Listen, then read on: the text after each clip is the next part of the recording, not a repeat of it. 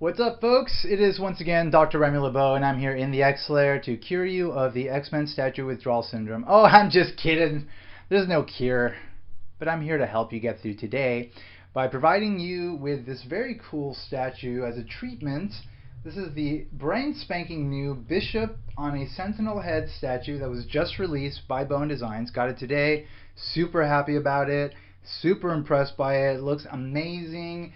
Looks better than I thought it would. Uh, I knew it was going to be great just based on the photos on Bowen's website and the fan photos that I've been able to see of people that have already gotten it online.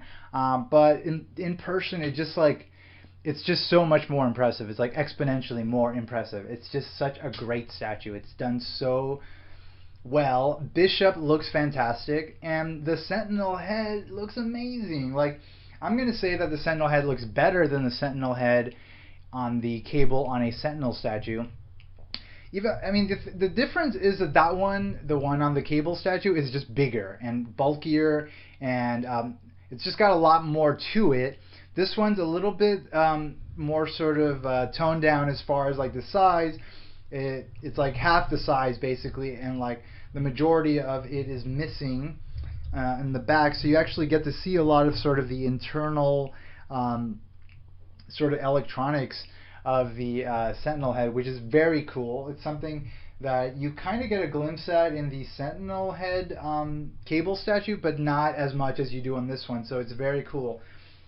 This is one of those statues that ideally you're gonna want to have like a mirror behind it or something, just so you can always like have like a nice look at the inside of the Sentinel head, which obviously there was a lot of work put into. I took close-ups of it on my blog post, so check out my blog post by clicking here, and you'll be able to see just how impressive it is beyond what you're seeing on this video. All right, logistics. There's 800 of these. This is number 210 out of 850. It was sculpted by the Kuchereg brothers. Some of you may know the Kuchereg brothers. Some of you may know them personally. If you do, maybe you can have them contact me, because I'd like to thank them for everything they've done for me. And for all us X-Men fans, and for all us Marvel fans that get to benefit from their amazing work that they do for Bowen Designs. It's just amazing. Like, this Bishop is so good. Such a good Bishop.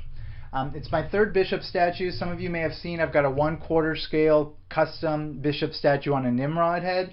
That one is like amazing. I have a video of it on my YouTube channel. I have photos of it on my blog. Check it out. I'm sure you'll love it as much as I do. I've got a very cool Joe Mad version of Bishop also. It's kind of like a more cartoony version of Bishop, circa 1997. That I had custom made in 1/6 scale. It's beautiful. I love it. Not too many people are fans of it. You either love Joe Mad or you hate Joe Mad. If you love Joe Mad, you like the statue. That's just been my experience.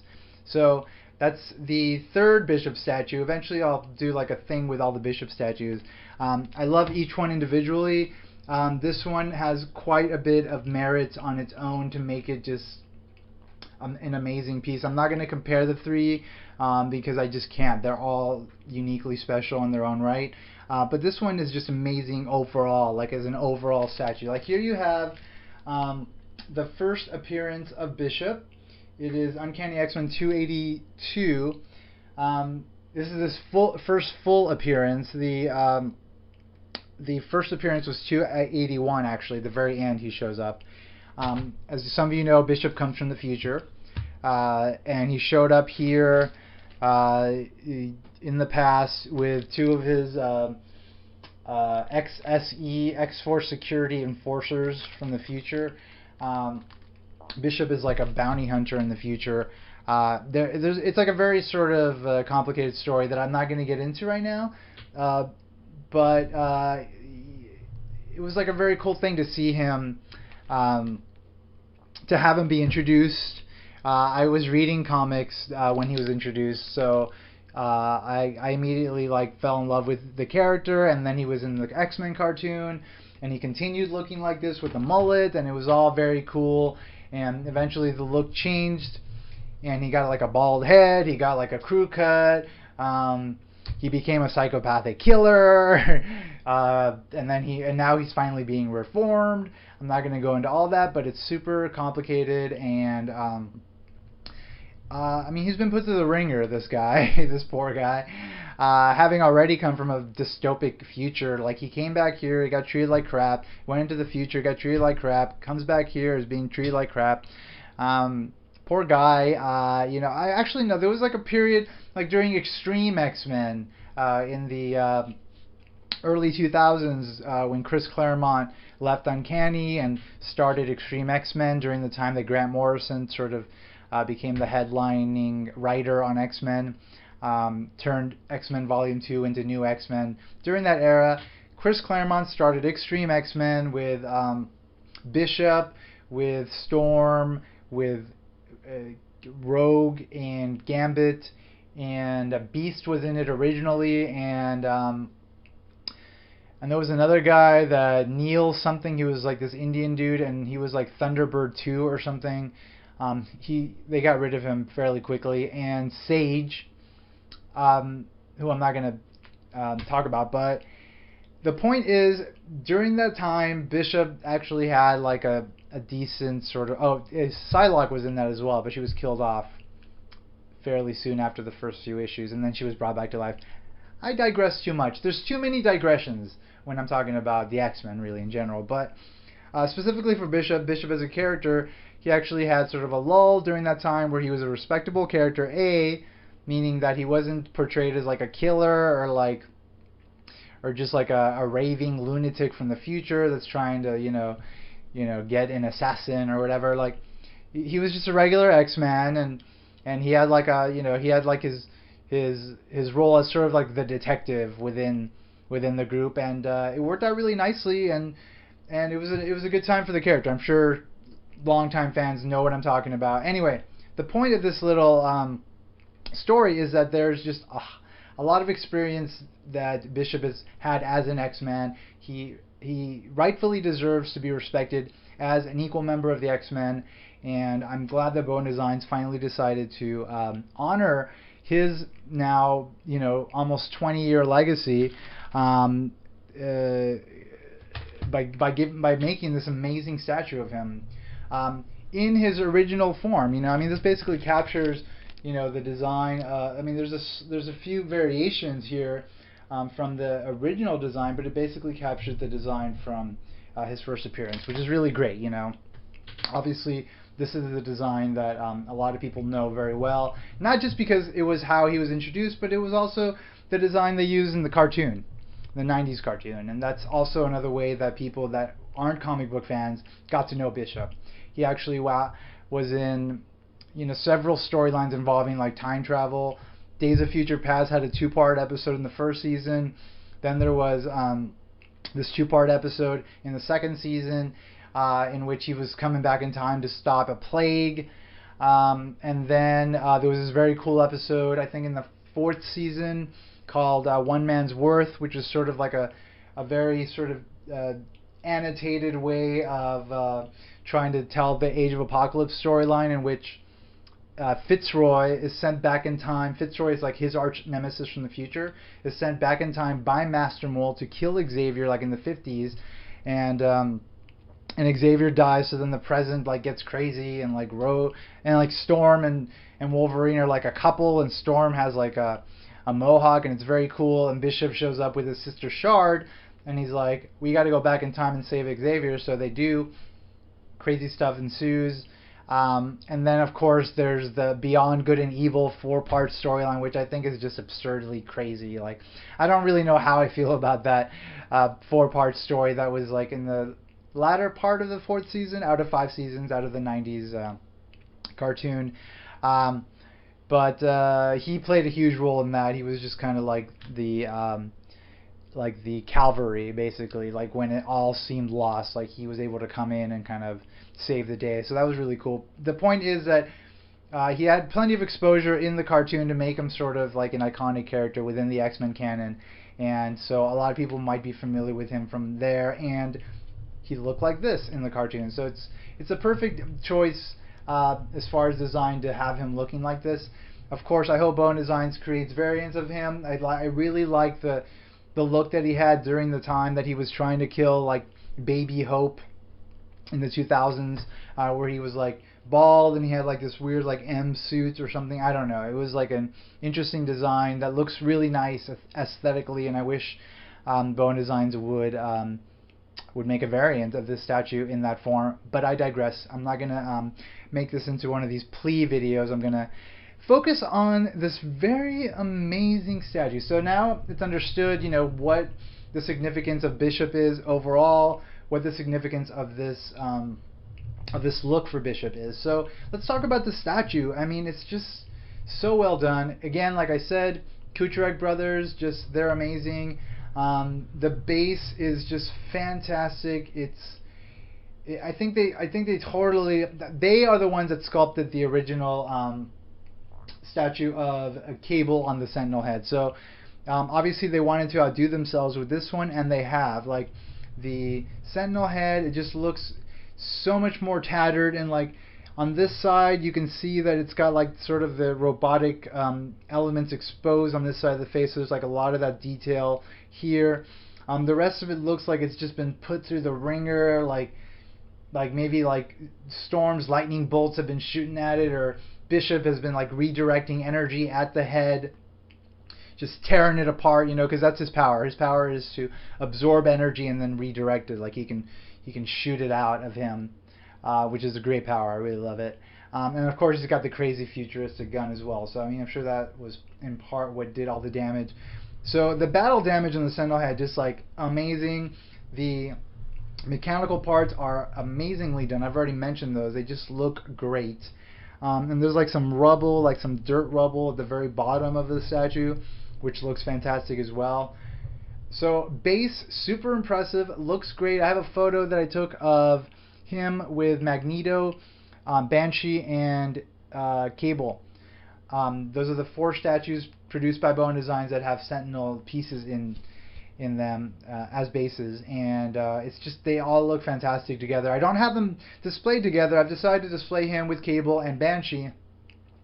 Magneto I have in the villains display, but they look great together, the 3 X-Men on the Sentinel base parts. I hope Bowen Designs produces more X-Men on Sentinel debris, because it's just a really great feature to like a display of X-Men. Like, and given that you know, in the forthcoming summer of 2014 film X-Men Days of Future Past, we're finally going to get Sentinels in an X-Men movie.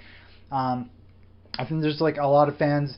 There's going to be a lot of new fans of Sentinels then. So I think, you know, the more Sentinel debris, the better. I'd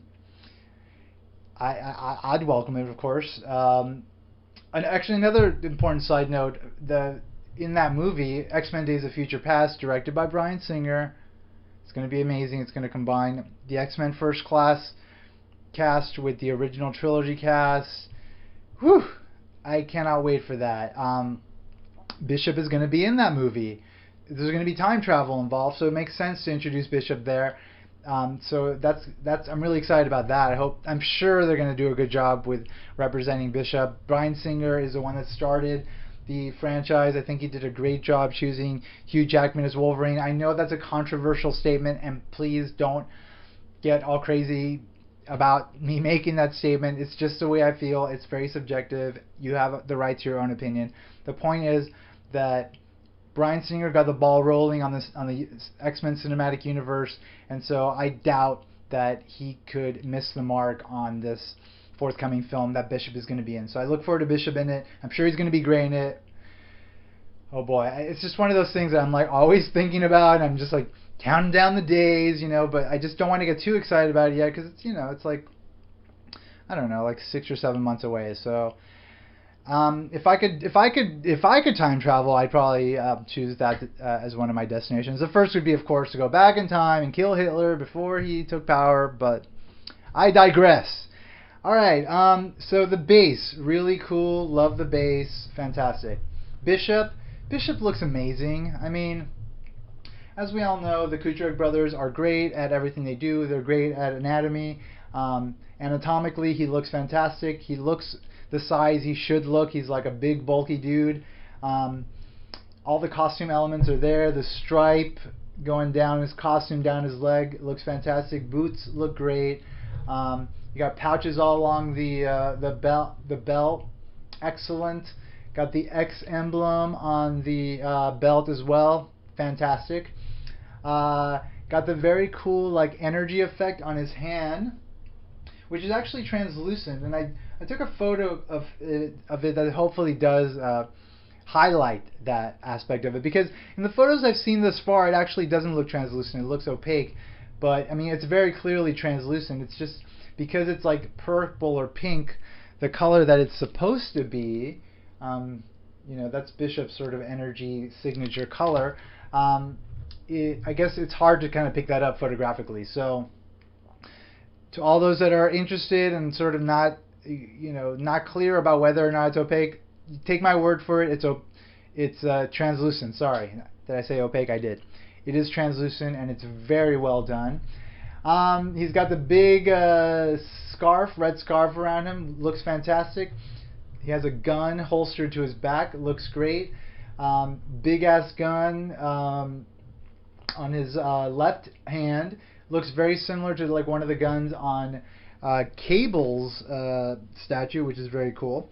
And just to mention that actually this hand comes off, so it's like and it's connected via a magnet.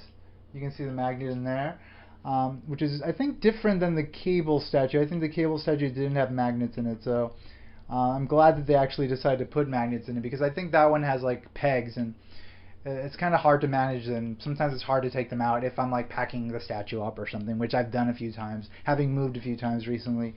So it's nice to have magnets in the pieces that are removable. Good job, Bowen Designs. Of course, the face looks fantastic. I mean, it is Bishop. It is Bishop in all his glory. He doesn't look weird. He looks exactly as he should. The M on his eye, just beautiful. It's huge. It actually goes down all the way down to his cheek, down his cheek, which is actually right on. It's exactly how it should be. I don't know if you could see it there in the photo, but beautiful. And of course, he's got the mullet, the crazy flowing mullet that is not my favorite hairdo, but whatever. I don't have the option for hairdos, so I will never choose to have it, so it doesn't matter. The point is that this is the look that Bishop originally chose, and the Kucherag brothers sculpted it beautifully on this statue. Good job, Kucherag brothers. Fantastic. Couple last things, couple emblems on his arms, sculpted very nicely as well. There's just everything about it is perfect. It's like perfection. But of course, it's the overall effect of the base and Bishop that make this statue legendary. Just legendary in design, and legendary as a piece that will probably become a collector's item in the long run, because so there was one other company that created a Bishop, but it's like they did a terrible job, so I won't even mention it. So there really aren't any other Bishop statues that were actually produced by licensed companies, so this is going to be one that people are going to be trying to get their hands on, the hardcore Bishop fans, and so I think eventually people will have trouble finding it, because it's super well done, super impressive, and like I said, Sentinel debris, always like a great feature on a statue that basically amplifies the value of it just exponentially. So I don't know if you can tell, but overall I love this statue. It's fantastic. Super happy to have it. Welcome to the family, Bishop. I look forward to a very long relationship just staring at you amongst the rest of my beautiful X-Men statue collection. Alright folks, thank you for checking out my videos always. I really appreciate it. Thank you for checking out my blog. It is X-Men Statues of Future Past.blogspot.com. Thank you for checking out my YouTube channel. It's Dr. Remy LeBeau's X-Lair. If you haven't already subscribed, do so if you're interested in checking out my updates on both new statues that are coming in, as well as statues that I haven't posted videos of yet. And also, I do like comparisons, and I like to explore display options, and I have some other stuff in mind that I'll be doing in the future with videos and statues. So there'll be more stuff on there for you to check out if you like just immersing yourself in X-Men related stuff, and of course especially X-Men statues. And that's basically it, folks. Thank you so much. Just one last thing. It's very important that I mention this. If there's a box that you are on the fence about putting an X in, I suggest you get off of that fence, put an X in that box, because ain't nobody checking me. And that's it, folks. Thank you so much. Take care. I will catch y'all soon. Bye-bye.